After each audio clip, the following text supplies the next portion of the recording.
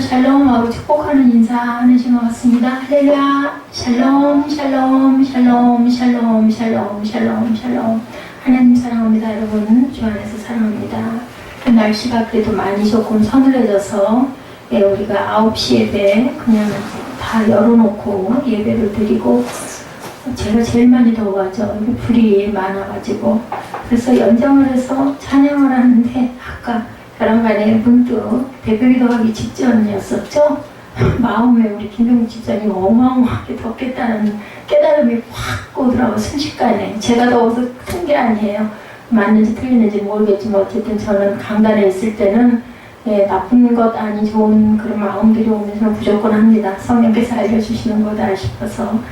틀고 나니까 정말 에어컨을 항상 틀 때는 몰랐는데, 그죠? 선풍기를 가지고 있다가 에어컨을 틀면 바람이 차갑게 와요. 선풍기 그냥 틀 때는 그냥 후끈후끈한 바람, 아니면 별로 안 시원하다가 에어컨을 틀면 우리가 이렇게 항상 은혜 안에 있을 때는 모르다가, 그죠? 세상 가운데 있다가 하나님 은혜 들어오면 우리 마음이 이렇게 시원해지는, 뭐라 그래요?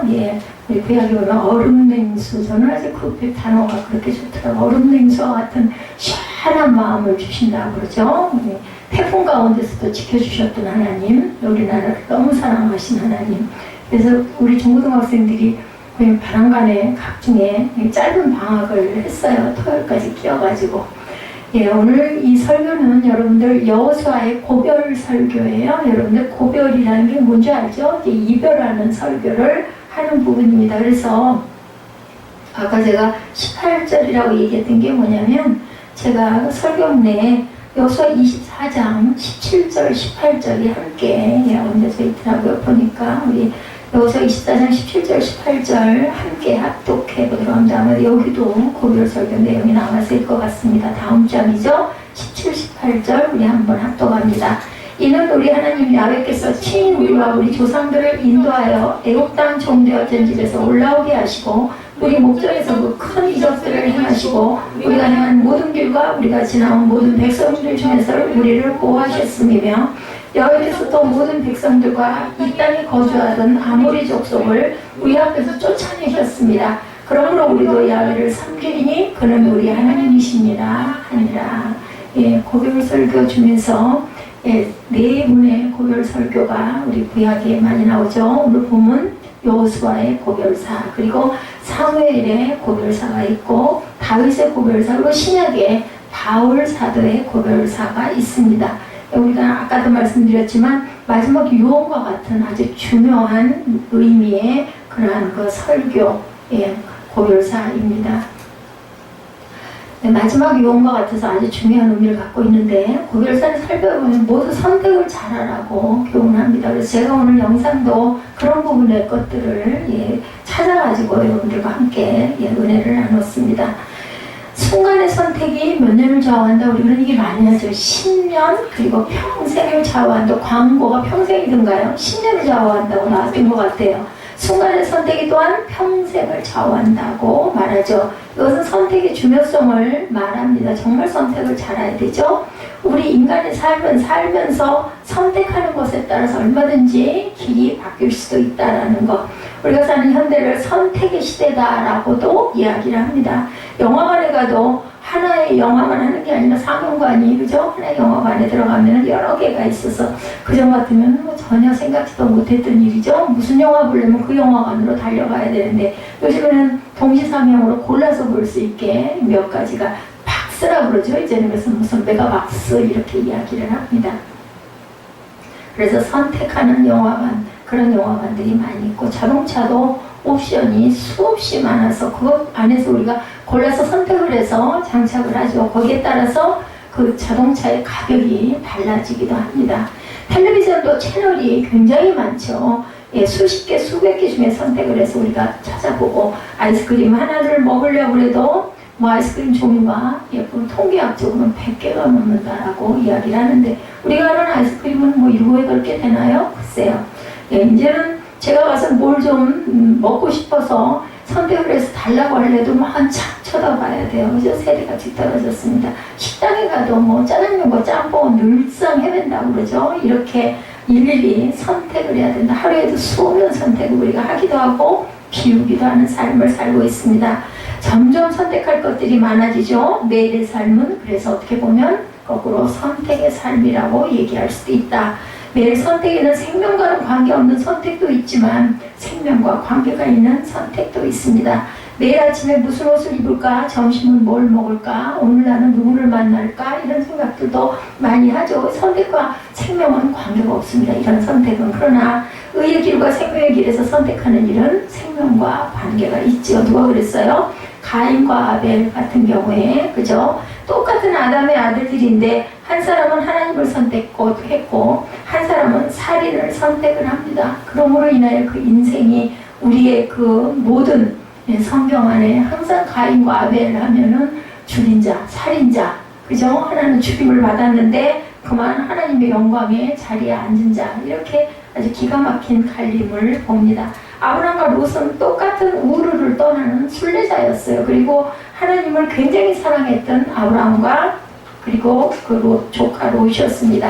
그런데 한 사람은 은혜가 많은 하나님을 선택했고 한 사람은 물이 많아 보이는 땅, 소돔 땅을 선택을 하죠. 다윗과 사울은 똑같이 이스라엘의 왕이었습니다. 그런데 한 사람은 하나님을 선택했고 다른 한 사람은 세상의 권력을 선택해서 그만 사망의 길로 버림을 받기도 합니다. 베드로와 유다는 똑같이 예수님의 제자였죠. 그리고 똑같이 예수님을 부인했습니다. 그러나 한 사람은 예수님의 긍휼을 선택했고 한 사람은 죽음을 선택을 했습니다. 이 선택에 따라서 이렇게 완전히 극과 극으로 나뉘죠. 예수님은 우리의 선택을 예시하신 모본이시기도 합니다. 좁은 문과 넓은 문이 있죠. 좁은 길과 넓은 길이 저와 여러분 앞에 열려 있습니다. 많은 무리가 있고 제자가 있습니다. 그죠? 무리라는 것은 그냥 몰려다니는 자들, 제자는 따르고 섬기는 자들이죠. 반석 위에 집과 모래 위에 집이 있습니다. 하나님과 재물이 있습니다. 이것도 또한 선택입니다. 양과 염소가 있죠. 영생과 영벌이 나뉘어집니다. 이런 많은 것 가운데 우리는 지혜로운 선택을 하면서 살아가야 할 책임과 의무를 가지고 있다라고 말씀을 합니다. 선택에는 지혜가 필요하죠. 그 지혜는 자기를 볼 줄 아는 능력입니다. 그래서 아까 영생에 나온 9시 예배 때부터 나온 몇몇 분들의 이야기를 통해서 우리가 이렇게 우리가 선택을 하고 가야 되겠고 이것이 바로 키포인트고 이렇게 해서 우리가 복된 삶을 성공하고 살아야 되겠다라는 것들을 이 영상을 통해서 우리 뽕동이들 특히 좋은 그 말을 대화를 통해서 아니면 영상을 통해서 좀 봐야겠구나 해서 그것을 제가 여러분들과 함께 나눴습니다. C.S. 루이스의 순전한 기독교라는 책에 다음과 같은 이야기가 나옵니다. 보통 아기들에게 선택권이 있다면 어떻게 할까 궁금할 때가 있다. 아마 어둡고 따뜻하고 안전한 자궁 속에 머무는 쪽을 아이는 그 태아는 택할 수 있을 것이다. 아기의 생각에는 자궁이야말로 가장 안전한 곳이고 그저 약간 어둡기도 하고 온도도 딱 맞춰져가지고 그죠? 먹을 것도 그냥 폐줄로 그냥 공급이 되니까 얼마나 편해요. 그죠? 나오는 순간부터 이 아이는 얼굴이 시뻘개져가지고 젖을 빨아야만 먹을 게 공급이 되니 엄청난 노동을 해야 되죠. 그러나 그 생각은 틀렸다는 거예요. 자궁에 영원히 있을 수가 없기 때문이죠. 그렇게 되면 어떻게 돼요? 그 아기는 죽어요. 자궁 속에 그대로 있게 되면. 그런 아기들이 있습니다, 사실. 그 진통을 하지 않고 나오질 않아가지고 의학이 발달되지 않았으면 엄마도 죽고 아기도 죽어요. 근데 제왕절개라는 수술이 있음으로 인하여 아이가 살고 엄마가 살 수가 있었다. 선택 기준이 장성한 사람처럼 성장해야 된다는 얘기예요. 선택 기준들이 어른다워져야 된다는 거죠. 여러분들 신명기 30장 19절에 보시기 바랍니다. 내가 생명과 사망과 복과 저주를 내 앞에 두었은즉 너와 내 자손이 살기 위하여 무엇을 택해야 될까요? 여러분들 생명을 택하고 라고 말씀하고 계십니다. 하나님이 선택의 지혜를 일러주신 거예요. 찾으신 분이 함께 다시 한번 합독할까요? 신명기 30장 19절입니다. 내가 생명과 사망과 복과 저주를 내 앞에 두었은즉 너와 내 자손이 살기 위하여 생명을 택하고 말씀하죠. 하나님이 선택의 지혜를 이렇게 일러주시고 계세요. 선택의 지혜는 뭐를 택하라? 생명을 택한 거죠. 오늘 본문이죠. 여호수아 24장 15절에 여호수아의 탁월한 선택이 선포됩니다. 24장 15절 오늘 말씀 23장이죠. 23장 15절에 우리 23장 15절 보죠. 너희 하나님 너희께서 너에게 말씀하신 모든 선한 말씀이 너희에게 임한 것 같이 야훼께서 모든 불길한 말씀도 너희에게 임하게 하사 너희 하나님 야훼께서 너희에게 주신 이 아름다운 땅에서 너희를 멸절하게 하실 것이라 라고 이야기를 합니다. 24장 15절에는 무슨 말씀을 하고 계실까요? 만일 여호와를 섬기는 것이 너에게 좋지 않게 보이거든 너희 조상들이 강 저쪽에서 섬기던 신들이든지 또는 너희가 거주하는 땅에 있는 아모리 족속의 신들이든지 너희가 섬길 자를 오늘 택하라. 오늘 나와 내 집은 야훼를 섬기는도라 하니 이 부분이 맞네요. 24장 15절 말씀이 맞습니다. 야훼를 섬기는 것이 너에게 좋지 않게 보이거든 너희 열조가 강 저편에서 섬기던 신들이든지 혹 너희의 거하는 땅 아모리 사람의 신이든지 너희 섬길 자를 오늘날 택하라고 이렇게 말씀을 하세요. 오직 나와 내 집은 야훼를 섬기겠다고 사실은 나는 이렇게 섬기겠다 나는 선택했다 여호수아가 얘기하죠. 자신만만한 선택 절대로 우왕좌왕하지 않는 선택 여호수아 선택이 바로 저와 여러분의 선택이 되기를 주님의 이름으로 축복합니다. 예수께서 십자가에 달리셨을 때 예수님의 한쪽에는 강도들이 양쪽에 달려 있었죠. 그런데 두 왕들은 같은 점이 많아요. 그죠? 평생을 같은 모습으로 살았고 나쁜 일을 많이 했습니다. 두 사람이 똑같이 같이 사형 선고를 받고 더구나 그 사형 선고 중에서도 아주 극형인 십자가 처형형을 받습니다. 이 십자가 처형을 받는 사람들은 나라에 어떤 반란을 한 그런 아주 그런 죄를 국가적인 죄를 지은 사람들에게는 십자가 처형을 받죠. 그럼 마지막 결정적 순간에 서로 다른 선택을 함으로 인하여 한 사람은 낙원으로 한 사람은 지옥으로 가는 그러한 역사를 우리가 보죠. 성경 안에서. 그래서 한 강도는 고통 가운데 저주하며 죽음을 선택하고 다른 한 강도는 그리스도를 선택해서 기쁨 가운데 선택의 즐거움을 즐깁니다. 내가 오늘 너와 함께 낙원에 있으리라. 주님께서 이렇게 축복해 주시죠. 이 한마디가 그의 저 삶의 잘못된 선택을 그만 바꿔놓는 결과가 됐죠. 이 말을 듣고 그는 평안히 죽음을 즐기고 있었을 것입니다. 선택의 즐거움은 평안히 살게 합니다. 선택의 즐거움은 평안히 죽게도 합니다. 여러분들 태어나는 것도 정말 잘 태어나야 되지만 돌아가는 거 잘 돌아가야 되겠다라는 생각을 합니다. 죽음 앞에서 우리가 평안한 죽음을 맞이할 수 있는 그런 축복이 무엇으로 선택함으로 인하여 선택의 즐거움, 고통을 기쁨으로 바꾼다라는 것을 잊지 마시기 바랍니다. 우리가 이전을 나서면 수많은 선택이 우리 앞을 가로막습니다. 선택은 우리에게 고통을 주기도 하고 선택이지 않은 고통도 즐기게 하기도 합니다. 죽음까지도 즐기게 할 것 누가 그랬어요? 여러분들이 잘 아시는 스테반 이 집사님, 1호 집사님이죠. 그분이 그 돌을 맞으면서 돌무더기 속에 돌아가면서까지 기쁨의 얼굴을 하고 돌아가는 그러한 귀한 선택을 합니다. 하늘의 영광을 바라보았기 때문이고 주님께서 보좌 우편에 서서 계시면서 자신을 바라보는 걸 보고 그만 얼굴이 해같이 빛나는 모습을 우리가 성경에서 볼 수가 있습니다.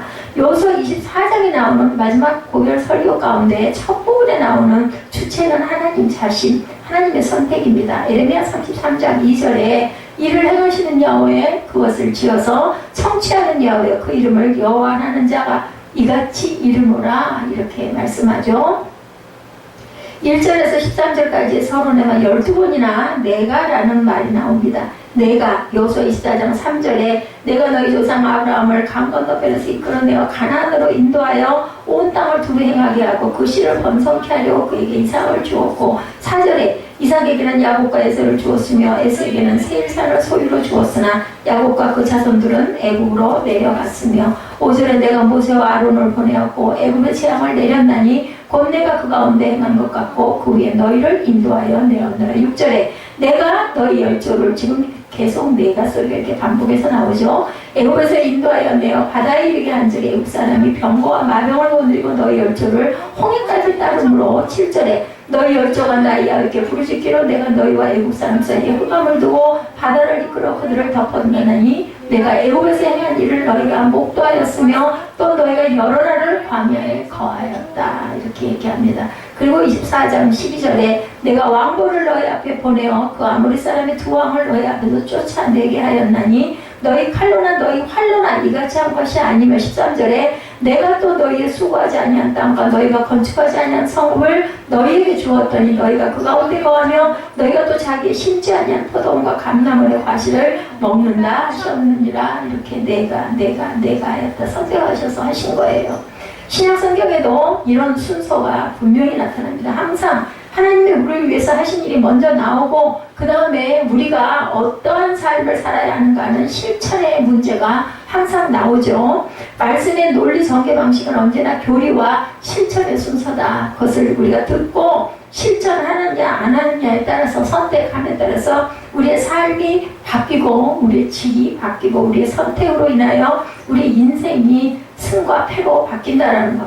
교리가 선포되고 윤리적 적용을 시켜주는 것이 성서의 가르침입니다. 그러므로 이제는 어떻게 살아야 하는 가르침, 이것을 윤리라고 이야기를 하죠. 오늘 본문도 이스라엘 모든 지파를 세 개에 모으고 먼저 하나님께서 이렇게 말씀합니다. 2절에 보면 지금까지 약 500년 동안 행해주신 일들을 진술하고 난 다음에 그러므로 이제는 14절에 이렇게 나타나죠. 그리고 인간의 책임을 말하고 있습니다. 교리를 먼저 말하는 이유는 그것이 먼저 하나님의 주권을 세워드리는 일이기 때문이라는 거죠. 그래서 2절로부터 지금까지 500년 동안 행해주신 일들을 진술하고 난 다음에 이렇게 열립니다. 교리가 중요할까? 윤리가 중요할까? 여러분들 어떤 게 중요할까요? 지혜롭지 못한 질문 같지만 논리적으로 따지면 사실은 교리가 더 중요합니다. 하나님의 주권과 뜻이 중요하죠. 건전하고 건강한 교리, 바른 교훈보다 중요한 것은 없습니다. 그 교훈을 듣고 우리는 그대로 행하고 실천해 나가야 되기 때문이죠. 바로 그래서 교리는 뼈대입니다. 우리가 집을 지을 때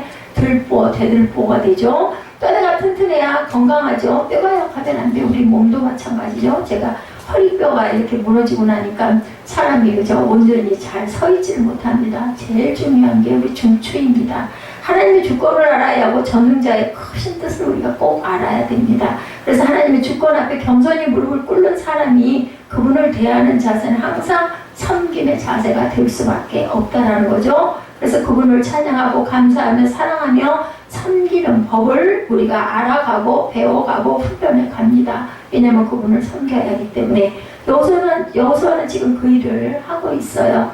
백성들을 세워놓고 하나님께서 지금까지 행하신 일을 진술하고 그들로 이것을 섬기라, 그리고 기억해라, 상기하라 라고 말씀하고 있습니다. 앞부분의 중심 단어가 내가라면 두 번째 부분의 중심 단어는 섬김이라는 거죠. 14절에서 계속 이어지는 말씀이 섬김이라는 14절에서 16절 그리고 아까 제가 읽어드린 14장 17, 18절이 바로 무엇을 섬김의 자세에 대해서 전체적으로 14번이 나오죠. 5절셀에 섬김이라는 단어가 8번, 그리고 전체적으로는 14번이나 섬김이라는 단어가 나온다. 하나님의 사랑을 알았다면 그를 섬기는 건 당연하죠. 하나님이 우리에게 베풀어주신 귀한 은혜를 안다면 당연히 섬기죠. 세상에서 여러분 주변에 계신 분들에게 관계 속에서 누군가가 나한테 자꾸 뭔가를 잘 도와줘요. 뭔가를 많이 줘서 내가 도움을 많이 받아요. 그러면 자동으로 그렇게 하지 말라고 해도 그 사람 만나면 반갑게 인사하고 너무 고마우니까, 그죠? 뭔가를 드리고 싶은 마음,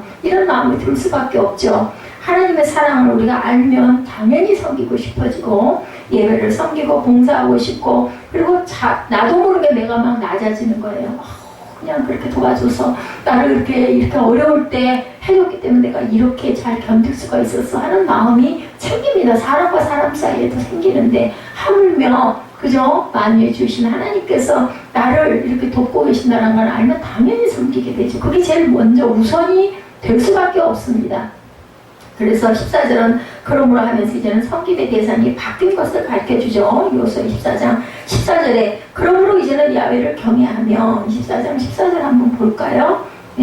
그러므로 이제는 야훼를 경외하며 온전함과 진실함으로 그를 섬기라. 너희 조상들이 강 저쪽과 애굽에서 섬기던 신들을 치워버리고 야훼만 섬기라. 깨달았는데 이방의 신을 섬길 이유가 없죠. 치워버리고 야훼만 섬기라. 15절에 뭐라고 말씀하고 계세요? 너희가 15절을 보면 만일 야훼를 섬기는 것이 너에게 좋지 않게 보이거든 너희 조상들이 강자 속에서 섬기는 신들이든지 오늘 너희가 거주하는 땅에 있는 아모리 족속의 신들인지 너희 섬길 자를 오늘 택해라. 오직 나와 내 집은 야훼를 섬기겠노라. 나는 여호와만 섬길 것이면 너희들은 그게 아니게 보이고 그게 좋게 보이면 그걸 택해라, 선택해라. 그래서 16절에 보니까 백성이 대답하여 이르되 우리가 결단코 야훼를 버리고 다른 신들을 섬기지 아니하오리니까 23장에서 24장까지가 거별 설교로 나오고 있죠. 17절에 이는 우리 하나님 야훼 그가 우리와 우리의 열조를 인도해 애굽 땅 종되었던 집에서 나오게 하시고 우리 목전에서 그 큰 이적들을 행하시고 우리가 행한 모든 길에서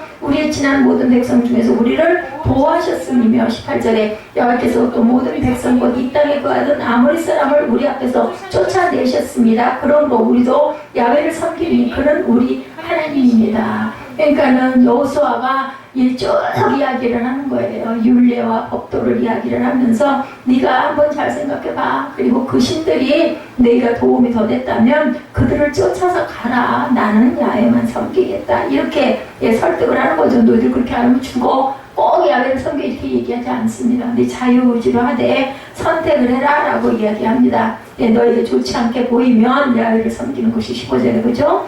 너의 열조가 감정면에서 섬기는 신이든지 너의 거하는 땅 아모리 사람의 신이 너희 섬길 자를 오늘 택해 오직 나와 내 집은 야훼를 섬기겠다.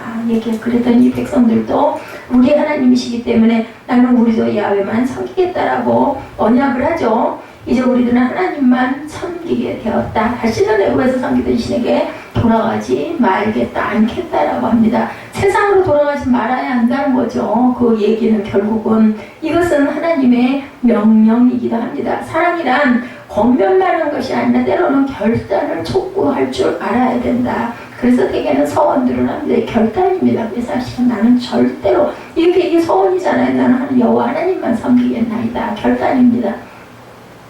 그래서 야훼를 섬기는 것은 강요에 의해서가 아니라 하나님께서 행해주신 선한 일들을 깨달은 자들이 자발적으로 우러나와서 사랑하는 마음으로 섬겨야 온전한 섬기게 된다. 그렇다면 맹목적으로 섬기는 것은 사실은 온전치가 않고 잘못했다. 이런 사람은 어때요? 여러분들 은혜를 받지를 못해요. 예배 시간이 너무 지루해요. 아유 얼른 끝났으면 좋겠는데 왜 이렇게 길어? 이런 생각이 만약에 마음에 많이 들어온다면 내가 믿음에 문제가 있는 것은 아닌가라고 생각하시면 맞습니다. 사람들은 인도하여 주시고 보호하여 주시고 안식을 주신 야훼를 섬기겠다고 신앙으로 17, 8절에 고백을 했는데 24장 17, 8절에 그죠?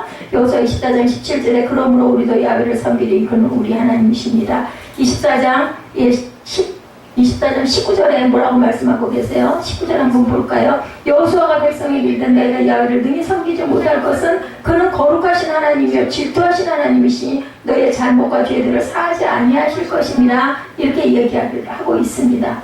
여기서 우리가 하나님을 바로 섬기지 못하는 이유를 들으면서 하나님은 거룩하신 하나님이고 질투하신 하나님. 우리가 사랑하는 사람들끼리도 그죠? 내 배우자라도 다른 사람에게 눈이 돌아가면 질투하잖아요. 하나님은 이런 질투하는 하나님이라는 예를 들어서 이렇게 얘기하고 있습니다. 그분을 섬기려면 네가 어떻게 해야 된다? 거룩한 하나님이니까 하나님 성품을 닮아야 돼. 거룩한 하나님의 그 성품대로 그걸 어떻게 해야 돼? 마음을 다하고 성품을 다하고 힘을 다하고 내 하나님 야훼를 사랑해야 한다. 신명기 말씀에도 있고 신약에도 나와 있죠. 하나님은 우리를 몽땅 차지하고 싶어 하신 하나님. 질투가 아주 그래서 우리의 그 속성 속에 질투하는 마음이 있는 것 같습니다. 데살로니가전서 4장 3절에 하나님의 뜻은 이것이 너희의 거룩함이라 곧 음란을 버리고 이렇게 말씀하죠. 신명기 6장 5절에 너는 마음을 다하고 성품을 다하고 힘을 다하여 네 하나님 야훼를 사랑하라.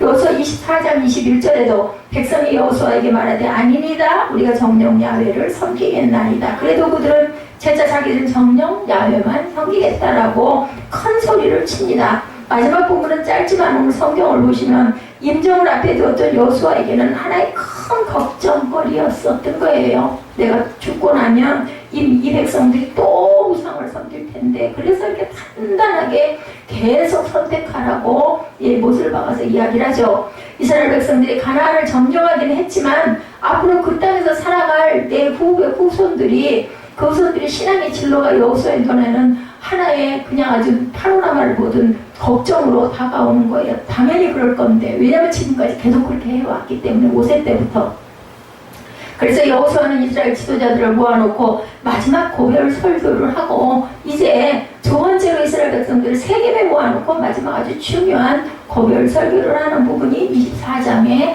계속해서 이어져서 나타나는 첫 번째 고별 설교는 23장, 두 번째 고별 설교는 24장. 그래서 24장 15절 말씀에 그렇게 강조하고 있죠. 만일 야훼를 섬기는 것이 너에게 좋지 않게 보이거든 너희 열조가 강종에서 저축을 섬기던 신이든지 너희의 거하는 땅 아무리 사람이 신인지 너희 섬길 자를 오늘날 택하라. 선택의 기록이 있습니다. 오직 나와 내 집은 나는 그렇더라도 이렇게 하겠다라고 얘기를 하죠. 우리가 신앙생활하면서 때때로 많은 선택이 우리 앞에 주어질 때가 있습니다. 그것을 우리가 어떻게 선택하느냐에 따라서 우리의 삶이, 우리의 신앙이 깊이와 좌우 앞길이 정해진다. 넓은 길일까 좁은 길일까. 그렇죠. 오늘 여호수아의 권면을 우리가 들으면서 우리가 섬길자를 택하는데 어떤 섬길자를 택해야 하는가 우리 한번 묵상해 보도록 합니다. 선택을 절대로 미루어서는 안 된다. 두 번째는 선택을 하되 밀지 말자. 우리가 선택을 하는 가운데 선택을 미루어서는 안 된다. 때를 놓친 선택은 잘못된 결과를 가져온다. 오늘 본문 15절입니다. 23장 15절에 말씀하고 계시죠. 너희 하나님 야훼께서 너에게 말씀하신 모든 선한 말씀이 너희에게 임한 것 같이 야훼께서 모든 불길한 말씀도 너희에게 임하게 하사 너희 하나님 야훼께서 너희에게 주신 이 아름다운 땅에서 너희를 멸절하기까지 할 것이다. 잘못 선택하면 멸절도 받을 거라는 이야기를 합니다. 독일의 종교개혁자 마틴 루터가 사탄의 최상의 전술 전략은 사람들을 하여금 차차 하지, 다음에 하지, 나중에 하지, 이 생각들이 사탄의 전략이다. 자, 전도를 해보면 아유 뭐 천천히 가죠. 나는 너무 죄를 많이 지어서 할 거 다 하고 나중에 갈 때 가까워서 예수 믿을게 이런 분들이 많아요. 매일매일 죄를 짓기 때문에 장사 이거 다 끝나면 아니면 직장에서 정년 퇴임하면 나 그때 예수 믿을게 이런 얘기들을 많이 합니다. 이 미루는 사람들 가운데 특별히 우유부단한 성품을 가진 사람들이 많다고 그러죠. 우물쭈물하다가 기회를 놓친다. 기회는 뭐와 같다고 그래요? 휙휙 지나가죠. 순간순간이 우리 9시 예배 우리 묵상하는 글에도 있었죠. 우리가 기회가 올 때 그 기회를 잘 잡을 줄 알아야 됩니다. 그래서 오늘이 중요하고 지난날은 어저께는 내 날이 아니라고 얘기하죠. 성경을 보면 갈멜산 꼭대기에서 엘리야가 머뭇거리고 있는 이스라엘 백성들을 질타하는 장면이 나옵니다. 언제까지 너희들이 하나님과 우상 앞에서 우물쭈물하게 했느냐. 하나님을 선택하라고 요구를 하는 장면이 나타납니다. 내가 올바른 선택을 했을 때 나에게 따르는 많은 불이익이 있을 수도 있어요. 그죠? 고통이 있을 수도 있고 어려움이 따라올 수 있습니다. 아유 내가 이거 미련한 짓 바보짓 한 거 아니야? 이런 생각이 들 때도 있습니다. 그러나 그 선택이 옳은 것이라면 내 자신의 고통이 좀 있다 할지라도 불이익이 있다 할지라도 어려움이 있다 할지라도 이것이 분명히 옳은 것이라면 감수하고 씩씩하게 기도하면서 가야 된다는 것이 이것이 바로 선택을 통한 선택에 따르는 용기와 책임이라는 것을 잊지 마시기 바랍니다. 용기와 책임감이 없는 사람은 우물쭈물하다가는 기회를 놓치고 선택을 올바로 하지 못하고 결국은 나중에 후회하는 삶을 살 수밖에 없다는 것. 나폴레옹이 몰락은 우물쭈물하지 않던 나폴레옹이었다고 그러죠. 젠정에 패하려고 하니까 워터루 전투에서 그만 우물쭈물하고 말아가지고 패합니다. 워터루에 가면 그 들판이 굉장히 넓다고 그래요. 그죠? 그런데 그 넓은 워터루 들판에 비가 와서 질퍽질퍽한 진흙탕 바닥이 생겼어요. 그래서 이 나폴레옹은 대포를 이동하고 배치하는데 이 땅이 질퍽질퍽함으로 말미암아서 따르는 어려움을 너무 신중하게 고려한 나머지 전투 태세를 갖추는데 2시간을 연기를 시켰다고 그래요. 2시간 연기를 시키는 동안 영국군은 전투 태세를 완전히 갖춰서 전투가 먼저 벌어지고 쳐들어 밀고 들어왔다는 거죠. 그래서 나폴레옹의 대포를 제대로 배치를 못한 상태에서 워터루 전투가 시작이 되었다고 합니다. 그래서 이렇게 후회했다고 그러죠. 내가 2시간만 빨랐더라면. 그런데 이미 후회해도 때는 늦었다는 거죠. 이런 이야기가 남아 있었다고 합니다. 이렇게 후회하는 내용이 우리의 선택은 때를 놓쳐서는 안 된다. 오늘 여호수아가 이스라엘 백성들에게 오늘날이라는 말을 분명히 여러 번 하고 있죠. 오늘날 너희들이 섬길 자를 선택하라고 말하고 있습니다. 하나님 말씀이 우리 마음에 와닿을 때 그때가 바로 회개할 때라는 것. 그래서 우리가 뭔가를 잘못했을 때 우리 마음에 와요. 분명한 것은. 근데 에이 뭐 그까짓 건 남들도 다 그러는데 그냥 넘어가 버리거나 아이고 나 바빠 죽겠는데 뭐 그런 거 생각해. 그럴 수도 있지. 이러면 안 된다라는 거죠. 마음에 거리낌이 오고 아니면 이거 잘못했네 할 때는 얼른 회개하시고 고백하시고 턴하시기 바랍니다. 방향을 바꾸시기 바랍니다. 그리고 아우 하나님 잘못했습니다 하고 회개하시기 바랍니다. 내가 선택할 때라는 사실을 우리가 항상 분명히 알고 순간순간을 살아가야겠다. 세 번째, 선택한 것을 어떻게 해요? 실천해야 합니다. 우리는 선택은 올바로 실천할 수 있어야 되죠. 마음으로 결단하고 마음으로 선택했지만 올바르게 선택한 것을 실천하지 못할 때 그것은 잘못된 내 마음으로만의 결단이고 마음으로만의 선택이 되고 맙니다. 이제 내가 좀 바로 믿어야지. 이제 내가 신앙생활 좀 바로 해야지. 내가 이렇게 살아야지 좋은 생각이고 결단인데 이렇게 마음으로 결심을 하고 생각하면서도 실천을 하지 않고 또 똑같은 행동을 그대로 간다면은 그것은 아무 소용이 없어요. 그냥 마음으로 끝날 뿐이라는 거죠. 서하신 7교회의 계시록이 설계되어 있죠. 그 교회 가운데 필라델피아 교회와 서가나 교회가 예수님의 칭찬을 받았던 가장 큰 이유는 주님의 말씀을 그대로 실천에 옮기는 교회였기 때문이라는 것입니다. 우리 한국 기독교들이 믿음이 부족한 것이 아니라 실천이 부족하다. 그래서 회는 잘하는데 돌이키는 건 잘하는데 개를 안 한다고 그러죠. 실천을 못합니다. 실천이 뒷받침되어질 때 믿음은 분명한 믿음으로 자리를 잡게 된다. 전도도 실천 부족이죠. 아브라함이 갈대아 우리에 살았던 사람입니다. 그런데 하나님께서 부르셨어요. 그죠? 하나님의 부르심과 그 유혹 사이에 아브라함은 많은 고민을 했어요. 왜냐하면 아브라함을 부르실 때 잘 살았거든요. 아주 좋은 터를 가지고 잘 살았는데 다 버리고 갈 바를 알지 못하고 가게 지금처럼 지도가 발달했을 때도 아닙니다. 정확하게 어디로 어떻게 가라고 그냥 그쪽 방향으로 해서 가라 그러니까 얼마나 갈등을 했겠어요. 잘 살고 있다 베란간에.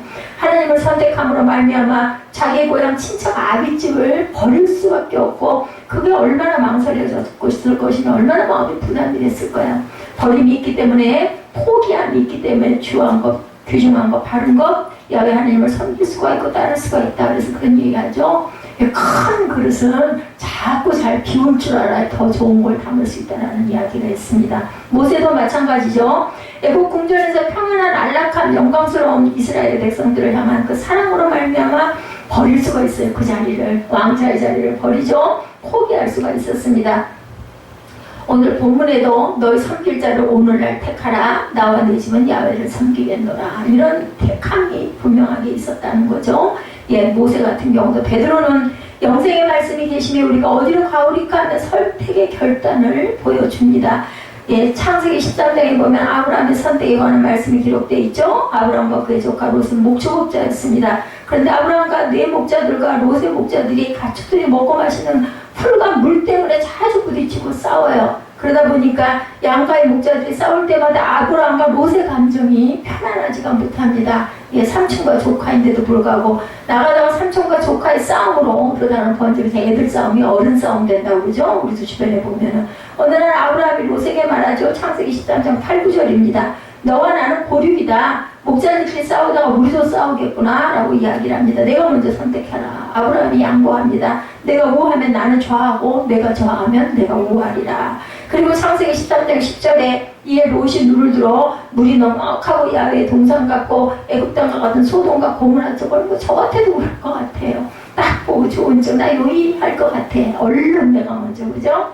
그게 나쁜 게 아니에요. 그냥 사람이 눈으로는 당연한 거예요. 롯은 그렇게 선택을 했어요. 눈에도 보기 좋고 물이 있고 풀이 있고 아주 조건이 좋은 쪽을 선택합니다. 창세기 13장 13절에 보면 소돔 사람은 악하여 야훼 큰 죄인이었더라. 문제는 거기가 굉장히 좋은 곳이긴 한데 소돔에 있는 사람들은 악해서 야훼 앞에 큰 죄인이었다라고 나타나면 거기는 가지 말았어야 할 곳이에요. 그죠? 그냥 땅이 아니라는 거죠.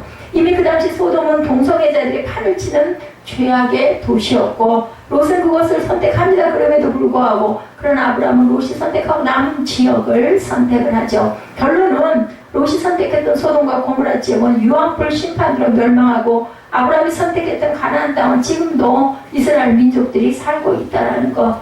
그리고 젖과 꿀이 흐르는 땅이라고 하나님이 가라고 명령하신 땅이 바로 그 가나안 땅이라는 것이 아주 귀한 은혜의 축복의 말씀이라는 거 여러분들 잊지 마시기 바랍니다. 우리 눈으로 우리 세상적인 관심으로 그것이 플러스 되는 요인으로 바라보인다 할지라도 하나님이 기뻐하지 않는 자리는 가면 안 된다라는 말씀을 하고 있습니다.